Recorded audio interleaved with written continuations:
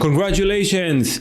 You finally got a house, finalized inspection, the house got appraised, and you have a closing date. What is next? The final step before closing is the walkthrough. In today's video, I'll share with you what do you need to know before you're actually gonna go and do the walkthrough. My name is Cohen, your favorite New Jersey realtor. Stay tuned. First of all, when do you actually do the walkthrough? I always recommend doing the walkthrough at the same day of the closing, if possible a few hours before, because we want to minimize the time between the walkthrough and the actual closing. The reason is, damages to the house can always happen. So we're never going to be 100% sure. However, I want to minimize the risk, so I'd rather take a risk of a few hours versus taking a risk of a few days. Okay, so we schedule the walkthrough a few hours before the closing. Now, we'll talk about what exactly do you need to check during the walkthrough. Let's start. Number one, make sure that the property is vacant and under broom clean condition. According to the contract, the seller has to provide the house vacant and clean. Number two, make sure all the repairs were done according to the inspection report. So usually when there are big issues in the inspection, stuff that require big repairs, most seller, it's not all the time, but most of them will give the buyer a credit.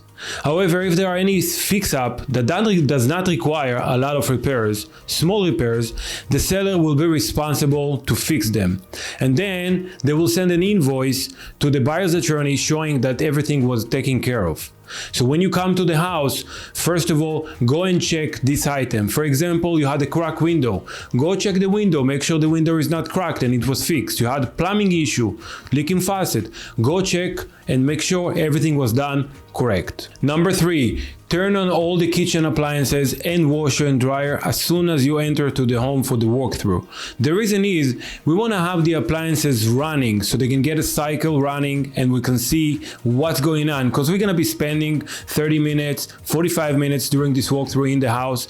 If there are any issues, we're going to be able to see these issues during the walkthrough. Sometimes people come, they just turn the dishwasher on and turn it off. It doesn't mean that the dishwasher is working.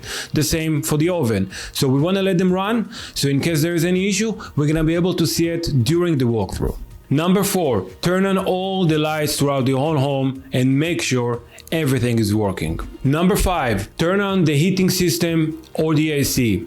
You want to make sure in the heating season that the heat is working and in the cooling season that the AC is working. Number six, open and close all windows. We want to make sure that when you open the windows that they actually stays open. Number seven, plumbing items. You want to turn on all the shower faucets, sink faucets to check them all out and that the water are running well as the hot water.